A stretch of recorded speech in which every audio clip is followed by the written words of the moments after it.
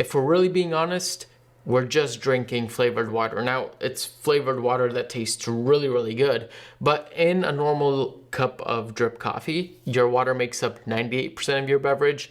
In a shot of espresso, it's making up about 90% of your beverage. I'm gonna be cupping the same coffee. This is a Colombian Choroso varietal light roast produced by Wilder Lasso, roasted by us, Mira Coffee Roasters. And I'm gonna be using 3 kind of common water makeups here. Where I'm gonna be using Perfect Coffee water packets, Third Wave, the classic light roast profile, and Empirical Water. Now, I did not find very much information on the Perfect Coffee water makeup. However, with Third Wave water, I'm looking at the TDS of being 150 milligrams per liter with alkalinity of about 40 milligrams per liter. And Empirical Water, this is the 1.5 glacial recipe. This is going to be a TDS of 70 milligrams per liter with alkalinity at 30 milligrams per liter. Now, just comparing these two, the TDS of these two is very different. However, the alkalinity is pretty close in the same ballpark, so it's gonna be very interesting to see how these compare. Let's get to tasting these coffees. Because I'm doing this by myself, I'm gonna do my best to try to make this as blind as possible. I'm gonna, right before pouring these bowls, I'm gonna put a sticky note on the bottom signifying each water. And then once I've scraped the bowls, I will go ahead and try to blindly mix them up without looking, which, if I'm being honest, at this point, while I was talking, moving them around, I can't really remember which bowl correlates with which water, so almost completely unbiased. We'll see.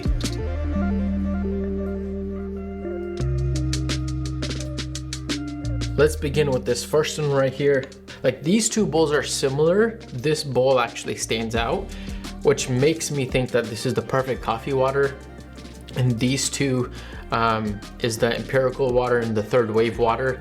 Simply because from the stats I shared earlier about these two, this one seems to be brighter, lighter. It doesn't have that syrupy sweet body that's kind of coming in through these. Both of these tend to have a little bit more clarity in terms of flavor. It's pleasing. There's some very pleasing qualities, but it does seem to lose on some of the complex, nuanced flavors that I'm getting out of these two bowls. This second bowl right here is sweeter. It's rounder. It's some of the nuanced flavors are coming through. It feels like it coats the mouth really, really well. Yeah, this is a really nice cup here, this second one. As I'm going between these two, it is very challenging to distinguish between the two. Like, it is a very close call. There's some nuances that I'm tasting in both. I can't quite put a finger on what those differences are, but they're both tasting very nice. Even as the coffee cools, I'm getting more flavor complexity and clarity out of these two bowls as opposed to this bowl. Again, this bowl still has nice flavor.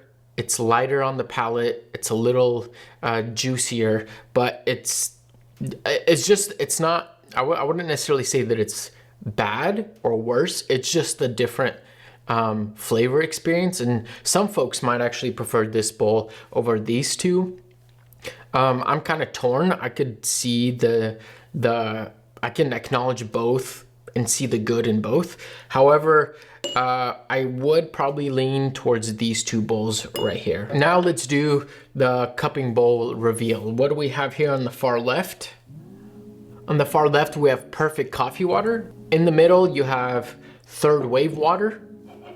And on the far right, it is the Empirical water right here, which is very, very interesting. But it makes sense based off of what I mentioned earlier in the video, that the TDSs were drastically different, but their alkalinity was very, very close, which makes sense why you're getting a very similar flavor experience with just a little bit of nuance in there. All right, final takeaways. Depending on the kind of coffee that you're drinking, you might find different waters fitting best. So if whether you're drinking an ultralight roast or maybe a dark roast, you might want to select your waters differently.